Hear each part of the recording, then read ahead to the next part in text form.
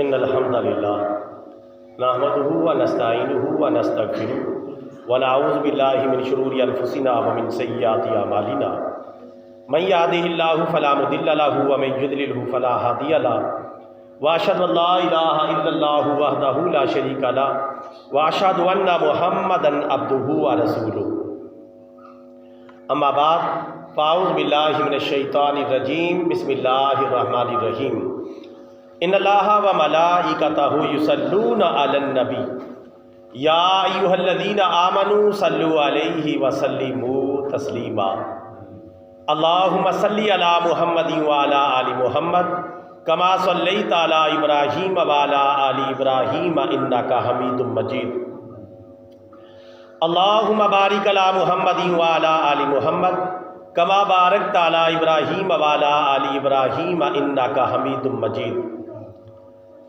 الصلاۃ والسلام علیک یا رسول اللہ الصلاۃ والسلام علیک یا حبیب اللہ الصلاۃ والسلام علیک یا رحمۃ للعالمین وعلی آلک واصحابک یا خاتم النبیین۔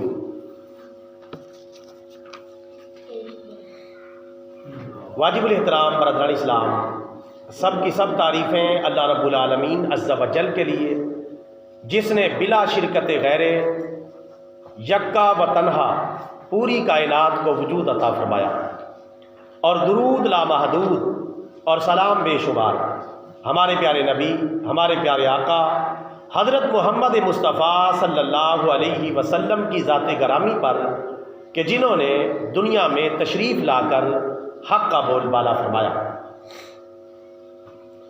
برادران اسلام، آج کے اس مختصر بیان میں آپ کی خدمت میں انتہائی اہم موضوع پر قرآن و سنت کی روشنی میں کچھ گزارشات پیش کروں گا، اور یہ گزارشات جہاد فی سبیل اللہ کے بارے میں ہے کہ جہاد کے بارے میں اللہ تعالیٰ کا قرآن پاک میں کیا حکم ہے، پیارے رسول اللہ صلی اللہ علیہ وسلم نے جہاد کے بارے میں کیا فرمایا، جہاد کب فرض ہوتا ہے، جہاد کی فضیلت کیا ہے، اور جہاد کس کس مسلمان پر فرض ہوتا ہے، اس کا مختصر بیان آپ کی خدمت میں پیش کرنا چاہوں گا۔ آج کے حالات کے تناظر میں غزہ، فلسطین اور اسرائیل جنگ کے تناظر میں یہ گزارشات حکمرانوں تک بھی پہنچنی چاہیے، مسلم امہ تک بھی پہنچنی چاہیے، اسلامی فوجوں تک پہنچنی چاہیے، اور ہر مسلمان تک پہنچنی چاہیے۔ جہاد فی سبیل اللہ کے بارے میں اسلام کا موقف بڑا کلیئر ہے۔ جہاد کی جب ضرورت پیش آ جائے تو مسلمانوں پر جہاد کرنا فرض ہو جاتا ہے۔ جہاد کی دو قسمیں ہیں، اقدامی جہاد اور دفاعی جہاد۔ اقدامی جہاد یہ ہے کہ مسلمان اسلام کی دعوت کو بلند کرنے کے لیے اعلانیہ طور پر کافروں کو آگاہ کر کے ان کو دعوت اسلام پیش کرے، اگر وہ دعوت اسلام کو قبول کر لیں تو ٹھیک ہے، ورنہ ان سے جہاد کرے۔ اس کو کہتے ہیں اقدامی جہاد۔ یہ سال میں 6 مہینے کے اندر مسلمانوں کو اگر امن کے حالات بھی ہوں تب بھی کافروں کو وارننگ دے کے یہ جہاد کرتے رہنا چاہیے، تاکہ اسلام کا پرچم بلند رہے، مسلمانوں میں جذبہ جہاد تازہ رہے، اور کافروں کے اوپر مسلمانوں کا اور اسلام کا رعب اور دبدبہ غالب رہے۔ اس وجہ سے اقدامی جہاد مسلمانوں کو گاہے بگاہے اگر ضرورت بظاہر امن کی ہو تب بھی جہاں اسلام کی دعوت کی ضرورت ہے تو وہاں اقدامی جہاد کا پرچم بلند کر کے اسلام کی شان و شوکت کو بڑھاتے رہنا چاہیے۔ دوسرا جہاد ہے دفاعی جہاد۔ دفاعی جہاد یہ ہوتا ہے کہ مسلمان ملک پر حملہ ہو گیا، کسی اسلامی علاقے پر حملہ ہو گیا اور کافروں نے پوری طاقت اور قوت کے ساتھ حملہ کر دیا، ایسی صورت میں وہاں کے مسلمانوں پر جہاد کرنا فرض ہو جاتا ہے، اور اتنا فرض ہو جاتا ہے ایسی صورت میں وہاں کے جو مسلمان ہیں جن پر حملہ ہوا ہے کہ اولاد کو اپنے والدین سے اجازت لینے کی ضرورت نہیں، शोहर को बीवी से इजाज़त लेने की ज़रूरत नहीं और किसी को किसी से इजाज़त लेने की ज़रूरत नहीं। इस्लामी फ़ौजों के साथ खड़ा होके, इस्लामी हुकूमत के साथ खड़ा होके मुसलमानों के ऊपर जहाद करना अपनी अपनी ताकत के मुताबिक लाजिम और ज़रूरी हो जाता है। इसको कहते हैं दिफाई जहाद। अगर ये दिफाई जहाद करते हुए मुसलमान किसी इलाके के नाकाफ़ी हो जाएं और वो दुश्मनान इस्लाम का मुकाबला ना कर सके, तो जिन इस्लामी ममालिक की बार्डर और सरहदें उस मुल्क के करीब लगती हैं तो उनके ऊपर जहाद फ़र्ज हो जाएगा। अगर वो भी नाकाफ़ी हो जाए दुश्मनों को रोकने में, तो साथ वाले जो इस्लामी ममालिक हैं उनके ऊपर जहाद करना फ़र्ज हो जाएगा। अगर खुदा न खास्ता वो भी नाकाफ़ी हो जाए, तो उसके साथ जो अटैच इस्लामी ममालिक हैं जिनकी सरहदें मिलती हैं, बार्डर मिलते हैं, उन हुक्मरानों पर, वहाँ की फ़ौजों पर इस्लामी जहाद फ़र्ज हो जाएगा। अगर वो भी नाकाफ़ी हो जाए तो फिर ये जहाद का सिलसिला आगे बढ़ता रहेगा, हत्ता कि पूरी दुनिया के मुसलमानों पर जहाद फ़र्ज हो जाएगा। यानी अगर वहाँ के मुसलमान नाकाफ़ी होते चले जाएं, साथ वाले मिलते चले जाएं, वो भी नाकाफ़ी होते चले जाएं, तो इस तरह ये चलते चलते पूरी दुनिया के ऊपर, आलम इस्लाम के ऊपर जहाद फ़र्ज हो जाएगा और दुश्मनान इस्लाम का मुकाबला करना लाजिम और ज़रूरी हो जाएगा, ताकि इस्लाम का परचम बुलंद रहे और दुश्मनान दीन पर मुसलमानों का रौब और दबदबा कायम रहे और इस्लाम फलता और फूलता रहे। इसको कहते हैं दिफाई जहाद। जिस तरह कि आज गजा के मुसलमान हैं, फ़लस्तीन के मुसलमान हैं, वो अकेले दुश्मनान मिल्लत और दुश्मनान इस्लाम के मुकाबले में यकीनन नाकाफ़ी हैं। ज़ाहिर है कि उनके पास वो असला और बारूद नहीं है, उनके पास फ़ज़ाई क़ुव्वत नहीं है, उनके पास टैंक नहीं है, उनके पास बख्तर बंद गाड़ियाँ नहीं है, उनके पास जंगी तैयारे नहीं है, उनके पास कोई बड़े बम नहीं है। तो वो ज़ाहिर है कि वो बहुत ज़्यादा नुकसान हो रहा है। गजा के अंदर इस वक्त तकरीबन 12,000 के करीब मुसलमान शहीद हो चुके हैं, जिनमें 5,000 के करीब बच्चे शहीद हो चुके हैं, तकरीबन 4,000 के करीब ख़वातीन शहीद हो चुकी हैं, हज़ारों मुसलमान लापता हैं, हज़ारों मलबे के नीचे दबे हुए हैं, जिनको निकालने के लिए कोई मुनासिब मशीनरी का इंतज़ाम मौजूद नहीं। 15 लाख के करीब मुसलमान बेघर और बेआबाद हो चुके हैं। उसकी वजह यह है कि वो एक छोटा सा इलाका है। गजा एक छोटी सी पट्टी है जिसको 3 तरफ से इसराइल ने घेरा हुआ है, जो यहूदी मुल्क है जिनके साथ जंग चल रही है, और एक तरफ से एक इस्लामी मुल्क मिस्र का बॉर्डर लगता है। एक तरफ समंदर है, उधर भी इसराइल का कब्जा है, 2 तरफ खुश्की के रास्ते हैं, उधर भी इसराइल का कब्जा है और इसराइल मुल्क वहाँ वाक़ है, और चौथी तरफ एक छोटी सी पट्टी है, छोटा सा इलाका है कि जो रफ़ा बॉर्डर कहलाता है, रफ़ा क्रॉसिंग कहलाता है। वहाँ मिस्र का इलाका गजा के साथ अटैच होता है, वहाँ से मुसलमान जो है गजा में जा सकते हैं और इमदादी सामान पहुँचा सकते हैं। इस वक्त वहाँ के मुसलमान नाकाफ़ी हो गए, तो उन मुसलमानों पर तो जहाद फ़र्ज ही है। साथ वाले जितने भी इस्लामी ममालिक हैं जिनकी बार्डरें उनके साथ लगती हैं, उन पर भी जहाद फ़र्ज हो चुका है। और अगर वो जहाद ना करें या जहाज से जी चुराएं, तो उनके जो साथ वाले मुल्क हैं उनके ऊपर जहाद फ़र्ज हो जाएगा और उनके ऊपर दबाव डालना ज़रूरी हो जाएगा। और चलते चलते ये सिलसिला आलम इस्लाम की आखिरी सरहद तक, आखिरी किनारे तक पहुँच जाएगा। आज की सूरत हाल क्या है? इस्लामी हुक्मरानों को होश के नाखून लेने चाहिए और इस्लामी फ़ौजों को अपनी जिम्मेदारी अदा करनी चाहिए। गजा के मुसलमान इस दहशतगर्द रियासत के मुकाबले में नाकाफ़ी हो गए और वहाँ बहुत ज़्यादा नुकसान हो रहा है और उनके यहाँ किसी चीज़ का लिहाज नहीं रखा जा रहा, किसी चीज़ को भी पेश नज़र नहीं रखा जा रहा। जुल्म व सितम कर रहे हैं, बहुत ज़्यादा जुल्म व सितम कर रहे हैं, आखिरी हदें वो जुल्म व सितम की क्रॉस कर रहे हैं और हर हद से आगे निकल गए। इस कदर वो वहाँ बमबारी कर रहे हैं। ना कब्रस्तानों का लिहाज है, ना मरीजों का लिहाज है, ना बच्चों का, ना खवातीन का, ना बुजुर्गों का, ना बूढ़ों का। एम्बुलेंसों के ऊपर बमबारी हो रही है। गजा का जो सबसे बड़ा अस्पताल है अशिफा अस्पताल, उसके ऊपर उन्होंने बमबारी की है, टैंक घुसा दिए, फौजें वहाँ घुस गई हैं और वहाँ के जो तिब्बी आलात हैं और अद्वियात हैं उनको आग लगा दी है और मरीजों को वहाँ से जो है निकाला गया है और सैकड़ों मुसलमानों की आंखों पे पट्टी बांध के उनको गिरफ्तार करके ले गए। कोई उनका पुरसाने हाल नहीं। तो ऐसी हालत में यकीनी बात है कि जो साथ में करीबी मुसलमान हैं उन पर जहाद फ़र्ज हो चुका है। अगर वो जहाद करेंगे अल्लाह के यहाँ अजर पाएंगे, नहीं جہاد کریں گے تو کل قیامت کے دن اللہ کی بارگاہ میں انہی کا گریبان پکڑا جائے گا، کیونکہ عام مسلمان وہاں جا کے جہاد نہیں کر سکتا۔ میں نے آپ کو بتایا ہے کہ اس کی بارڈریں کس طرح کی ہیں، عام مسلمان جا ہی نہیں سکتا۔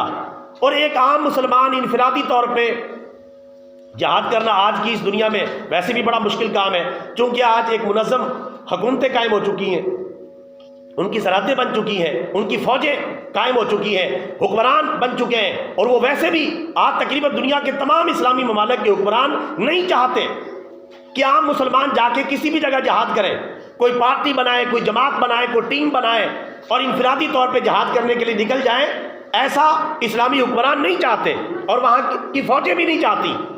اب عام مسلمانوں پر اتنا ہی لازم ہے ان کے لیے دعا کریں، جتنی ہو سکے امداد کریں۔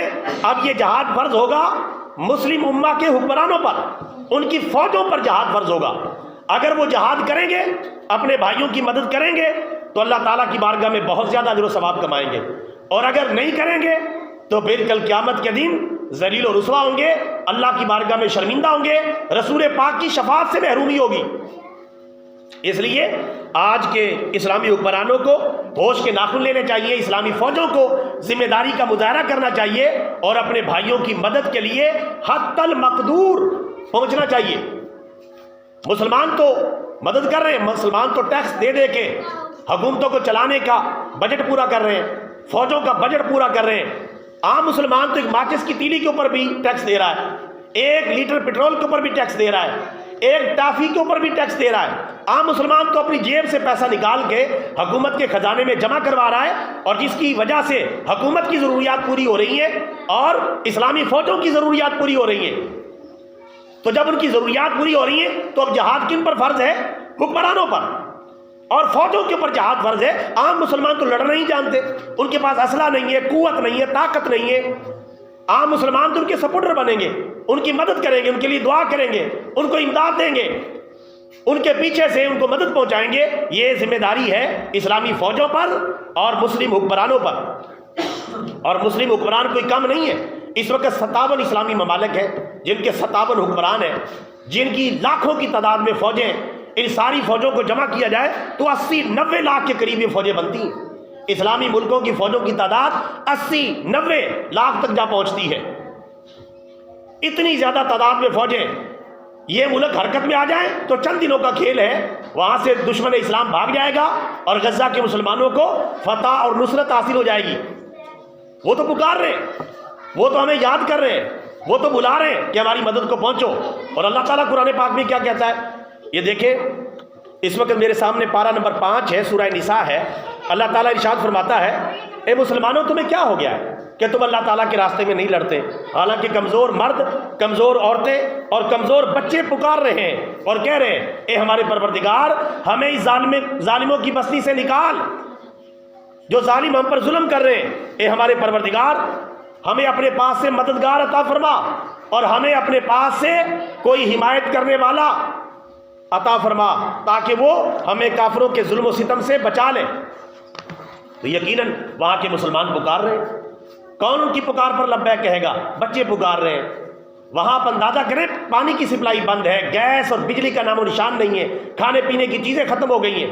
جو تھوڑا بہت سامان 1-2 ٹرک جاتا ہے اور باقی کو روک لیتے ہیں، وہ بھی جو ہے اسلامی ملک مصر کے اندر اتنی طاقت نہیں کہ وہاں سے گزار کے لے جائے۔ باقی سارے اس وقت 57 اسلامی ممالک ایک پانی کی بوتل بھی ڈائریکٹ غزہ کے مسلمانوں کو نہیں پہنچا رہے۔ بس وہ بارڈر پر جاتی ہے، اسرائیل میں چیکنگ کے لیے وہ ٹرک چلے جاتے ہیں، وہاں سارا سامان الٹا جاتا ہے، چیک کیا جاتا ہے کہ کوئی ایسی ویسی چیز تو نہیں جا رہی جس سے وہاں کے جنگجو مسلمان فائدہ اٹھا سکیں، اور پھر بس وہ 1-2 ٹرک بھیج دیتے ہیں۔ اب بتائیں، وہاں تقریباً 20 سے 25 لاکھ کی آبادی ہے غزہ کی، 20 سے 25 لاکھ کی آبادی ہے، تو اس کے لیے 1-2 ٹرک جو ہے یہ کہاں کافی ہوں گے؟ یہ ایک چھوٹا سا علاقہ ہے۔ تو وہاں مسلمان جو ہے، کھلی جیل ہے، دنیا کی سب سے بڑی کھلی جیل ہے جہاں مسلمان انتہائی کمزوری کی زندگی گزار رہے ہیں۔ اس کے باوجود کہ 57 اسلامی ممالک امیر ہیں، ان کے پاس اسلحہ ہے، طاقت ہے، قوت ہے، فوجی قوت ہے، پیسہ ہے، دولت ہے، سرمایہ ہے، اسلامی ملک اگر آج تیل اور گیس بند کر دیں یورپی ممالک کا اور اسرائیل گھٹنے ٹیکنے پر مجبور ہو جائے گا، لیکن اپنی تجارتیں بند نہیں کر رہے، اپنے کاروبار بند نہیں کر رہے، اپنے معاملات کو ان سے منقطع نہیں کر رہے، جس کی وجہ سے غزہ کے مسلمانوں کو بہت بڑی قیمت ادا کرنی پڑ رہی ہے۔ میرے سامنے یہ سینکڑوں کی تعداد میں قرآن پاک کی آیتیں، اگر میں ساری آیتیں آپ کو سناؤں گا تو وقت کے دامن میں گنجائش نہیں۔ اللہ تعالیٰ نے بار بار مسلمانوں کو جہاد پر ابھارا ہے، جہاد کی دعوت دی ہے۔ قرآن پاک میں 2 صورتیں سپیشل اسی مقصد کے لیے نازل کی گئی ہیں، سورہ انفال اور سورہ توبہ، یہ جہاد سے بھری ہوئی ہیں۔ ان دونوں صورتوں سے کافر تھر تھر کانپتا ہے کہ مسلمان ان دونوں صورتوں کو دوبارہ نہ پڑھنا شروع کر دے۔ ان صورتوں کو پڑھیں گے، ان کے اندر جذبہ جہاد آئے گا، اور یہ اس کے اندر بہت ساری آیات ہیں جن میں اللہ تبارک و تعالیٰ نے واضح طور پہ مشرکین کا علاج بتایا ہے۔ ایک جگہ اللہ تعالیٰ 10ویں سپارے میں فرماتا ہے، اے مسلمانوں تم ان کے لیے اپنی طاقت اور قوت تیار رکھو، اور اللہ تعالیٰ کے دشمنوں پر اور اپنے دشمنوں پر اپنا رعب قائم رکھو۔ ایک جگہ اللہ تعالیٰ فرماتا ہے، اے پیارے نبی مسلمانوں کو جہاد پر ابھارے۔ ایک اور مقام پہ اللہ تعالیٰ ارشاد فرماتا ہے 10ویں سپارے میں سورہ توبہ میں، جو جنگجو مشرک ہیں اے مسلمانوں ان کو قتل کرو، جہاں بھی ان کو پاؤ ان کو گرفتار کر لو، ان کو گھیر لو، اور ان کے لیے ہر جگہ گھات لگا کر بیٹھو۔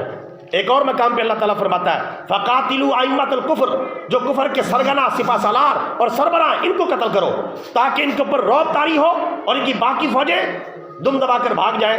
یہ اللہ تعالیٰ نے قرآن پاک میں بار بار فرمایا۔ ایک آیت میں تو اللہ تعالیٰ نے یہاں تک فرمایا، اگر تمہیں اپنے باپ دادا، اپنی اولادیں، اپنے بہن بھائی، اپنے بیوی بچے، اپنی فیملیاں اور خاندان، اور اپنے مال جو تم نے کمائے، اور اپنا وہ کاروبار جس کے گھاٹے کی تمہیں فکر لگی رہتی ہے، اور اپنی کوٹھیاں، بنگلے اور مکانات، یہ تمہیں اگر اللہ سے زیادہ پیارے لگتے ہیں، اللہ کے رسول سے زیادہ پیارے لگتے ہیں، اور جہاد فی سبیل اللہ سے زیادہ پیارے لگتے ہیں، فَتَرَبَّصُوا حَتَّىٰ يَأْتِيَ اللَّهُ بِأَمْرِهِ، تو پھر انتظار کرو اللہ تعالیٰ کے عذاب کا۔ اللہ تعالیٰ نافرمان قوم کو ہدایت نہیں دیتا، یعنی مسلمانوں کے لیے جائز نہیں ہے کہ جب جہاد فرض ہو جائے تو جہاد سے راہ فرار اختیار کرے۔ مسلمان کب تباہ ہوتے ہیں؟ جب وہ دنیا سے محبت کرتے ہیں اور جہاد سے دوری اختیار کرتے ہیں، تب تباہ ہوتے ہیں۔ اور آج یہ دونوں کام ہمارے اندر موجود ہیں۔ دنیا کی محبت بھی اعلیٰ درجے کی ہم سب کے اندر پائی جاتی ہے، حکمرانوں سے لے کے نیچے تک، اور جہاد فی سبیل اللہ سے دوری اتنی ہے کہ جہاد فی سبیل اللہ کہیں بھی واضح طور پہ نظر نہیں آتا۔ آج کل غزہ کے مسلمانوں پر حملہ ہوا ہے تو وہاں جہاد فی سبیل اللہ کا راستہ کھلا ہوا ہے۔ مسلمان ملکوں کو اور مسلمان فوجوں کو وہاں حصہ لے کر اپنے مسلمان بھائیوں کی مدد کرنی چاہیے۔ پیارے آقا صلی اللہ علیہ وسلم نے جہاد فی سبیل اللہ کو افضل العمل قرار دیا ہے، افضل الاعمال۔ صحابہ کرام نے پوچھا یا رسول اللہ ہمیں کوئی ایسا عمل بتائیں جو جہاد سے بھی زیادہ فضیلت والا ہو۔ آپ نے فرمایا میں کوئی ایسا عمل نہیں پاتا، کوئی ایسا عمل نہیں ہے جو جہاد فی سبیل اللہ سے اعلیٰ و افضل ہو۔ اور آقا علیہ الصلوۃ والسلام نے فرمایا جنت تلواروں کے سائے کے نیچے ہے۔ اور آقا علیہ الصلوۃ والسلام نے جہاد کے بارے میں ارشاد فرمایا کہ جہاد کا رتبہ اتنا زیادہ ہے کہ جب مجاہد فی سبیل اللہ اللہ کی جنت میں داخل ہو جائے گا، جنت میں جانے کے بعد کوئی بھی دنیا میں تمنا نہیں کرے گا میں دنیا میں واپس جاؤں، لیکن مجاہد فی سبیل اللہ یہ تمنا کرے گا یا اللہ مجھے دنیا میں دوبارہ بھیج تاکہ میں بار بار تیرے راستے میں شہید کیا جاؤں، بار بار قتل کیا جاؤں، حتیٰ کہ 10 بار قتل کیا جاؤں، کیونکہ جو مزہ مجھے تیرے راستے میں لڑتے ہوئے آیا تھا وہ مزہ مجھے دوبارہ نہیں ملا، یا اللہ مجھے دوبارہ دنیا میں بھیج تاکہ میں تیرے راستے میں لڑتا لڑتا شہید ہو جاؤں۔ یہ مجاہد فی سبیل اللہ جنت میں جانے کے بعد بھی تمنا کرے گا، اس کے علاوہ کوئی تمنا نہیں کرے گا، سب جنت میں مست ہو جائیں گے، جنت کی نعمتوں میں مگن ہو جائیں گے۔ لیکن مجاہد فی سبیل اللہ ایسا کیوں کرے گا؟ حدیث مبارکہ میں جب وہ جنت میں جہاد فی سبیل اللہ کے فضائل کو دیکھے گا، اللہ تعالیٰ کی انعامات کو دیکھے گا، تو پھر وہ کہے گا یا اللہ مجھے دنیا میں دوبارہ بھیج تاکہ دوبارہ میں تیرے راستے میں لڑوں اور دوبارہ تیرے راستے میں لڑتا لڑتا شہید ہو جاؤں۔ یہ رتبہ ہے جہاد فی سبیل اللہ کا۔ نہ بیت اللہ میں، نہ بیت اللہ کی دیواروں کے سائے میں نماز عشق ادا ہوتی ہے تلواروں کے سائے میں، اور جہاد فی سبیل اللہ اندھیروں میں اجالا ہے، سمجھتا ہے حقیقت کو وسیع جس کا مطالعہ ہے، اور جناب پیر و مرشد تو مریدوں کو مجاہد کر، فقط خالی مریدوں سے مجاہد رتبے والا ہے، اے سرور تم حقیقت کو عیاں کر دو زمانے پر، مجاہد فی سبیل اللہ سب ولیوں سے اعلیٰ ہے۔ جتنے بھی اولیاء کرام کی فہرست ہوتی ہے جہاد فی سبیل اللہ کرنے والے مجاہد فی سبیل اللہ کا رتبہ اور مقام اور مرتبہ سب سے زیادہ ہے۔ برادران اسلام، یہ تھا جہاد کا تصور جو میں نے قرآن و حدیث کی روشنی میں مختصر طور پہ چند ایک حوالے دیے، باقی حوالے چھوڑ دیے کیونکہ وقت کے دامن میں گنجائش نہیں۔ اور آج غزہ کے مظلوم مسلمانوں کی اس جنگ نے یورپی ممالک، امریکہ، اسرائیل اور دیگر ایسے ممالک جو بڑے تہذیب یافتہ کہلاتے تھے، بڑے مہذب کہلاتے تھے، ان کے چہروں سے نقاب الٹ دیا ہے۔ ان کے مکروہ اور خون خار چہرے آج نظر آ رہے ہیں۔ یہ انسانی حقوق کی بڑی باتیں کرتے تھے، جانوروں کے حقوق کی باتیں کرتے تھے، کتے بلیوں کے حقوق کی باتیں کرتے تھے اور کیڑے مکوڑوں کے حقوق کی باتیں کرتے تھے، لیکن آج ان درندوں کا چہرہ واضح طور پہ نقاب اتر کے سامنے آ گیا ہے کہ ان کے ہاں کوئی چیز نہیں ہے انسانی حقوق۔ اپنا کتا ہو تو اس کے حقوق ہیں، اپنی بلی ہو تو اس کے حقوق ہیں، اپنا جانور ہو تو اس کا حقوق ہیں، لیکن غزہ کے مسلمان چونکہ وہ کلمہ پڑھتے ہیں، چونکہ وہ لا الہ الا اللہ محمد الرسول اللہ پڑھتے ہیں، وہاں کے بچوں کے حقوق نظر نہیں آ رہے، خواتین کے حقوق نظر نہیں آ رہے، مردوں کے حقوق نظر نہیں آ رہے، وہاں کے مریضوں کے حقوق ان کو نظر نہیں آ رہے۔ اتنے درندے ہیں یہ، اور اتنے انسانی حقوق کی باتیں کرنا اقوام متحدہ اور یورپی ممالک اور امریکہ اور اسرائیل کو زیب نہیں دیتا کوئی انسانی حقوق کی بات کرے۔ یہ تو مریضوں کے ان کو حقوق کا نہیں پتہ۔ قبرستان پہ بمباری اور ہسپتالوں کے اوپر بمباری کی جا رہی ہے، کسی مریض کا کوئی خیال نہیں رکھا جا رہا، نہ ادویات پہنچنے دی جا رہی ہیں، نہ خوراک پہنچنے دی جا رہی ہے۔ کیوں؟ ان کا جرم ہے لا الہ الا اللہ محمد الرسول اللہ پڑھنا، ان کا جرم ہے اسلامی سرزمین کی حفاظت کرنا، ان کا جرم ہے مسجد اقصیٰ کی حفاظت کرنا، یہ ان کا جرم ہے۔ اور وہ اللہ کا شکر ہے ڈٹے ہوئے ہیں، اتنے صابر و شاکر غزہ والے ہیں۔ وہاں کی خواتین کہتے ہیں دنیا کی سب سے زیادہ صابر، شاکر، ثابت قدم اور جرأت مند خواتین ہیں۔ اتنے مشکل حالات میں بھی غزہ کے مسلمان غزہ کے علاقے کو چھوڑ کے نہیں بھاگ رہے، وہاں اتنی شہادتوں کے باوجود بھی ڈٹے ہوئے مقابلہ کر رہے ہیں، مسلمانوں کی مدد کا انتظار کر رہے ہیں۔ اللہ تعالیٰ مسلم امہ کو ان کی مدد کرنے کی توفیق عطا فرمائے، اسلامی حکمرانوں کو اور ان کی فوجوں کو غیرت ایمانی، جذبہ ایمانی، جہاد فی سبیل اللہ کا جذبہ عطا کرے کہ یہ فوجیں اس لیے تیار کی تھیں، یہ اسلحے اور بم اس لیے بنائے تھے تاکہ مسلمانوں کا دفاع ہو سکے۔ اگر آج جب مسلمانوں کے اوپر یہ مشکل وقت پڑا ہے، تب یہ فوجیں، تب یہ بجٹ، تب یہ طاقت، تب یہ قوت، تب یہ طیارے اور تب یہ ٹینک اور ہوائی جہاز اور جنگی طیارے کام نہیں آئیں گے تو پھر کب کام آئیں گے؟ اس لیے حکمرانوں کو اور اسلامی فوجوں کو فی الفور اچھا فیصلہ کرنا چاہیے، حکمت عملی کے ساتھ آگے بڑھنا چاہیے، کیونکہ عام مسلمان تو جہاد کرنے کی پوزیشن میں نہیں ہے۔ یہ فوجیں اس لیے تیار کی جاتی ہیں تاکہ ایسے مواقع پر مسلمانوں کے کام آئے۔ اللہ تعالیٰ انہیں اپنی ذمہ داریوں کو پہچاننے کی توفیق عطا فرمائے اور غزہ کے مسلمانوں کو فتح اور نصرت عطا فرمائے، دہشت گرد ریاست کا خاتمہ فرمائے، اور اللہ تبارک و تعالیٰ غزہ کے مسلمانوں کو عزت اور آبرو کے ساتھ مکمل بحالی عطا فرمائے۔ آمین ثم آمین، وآخر دعوانا ان الحمد للہ رب العالمین۔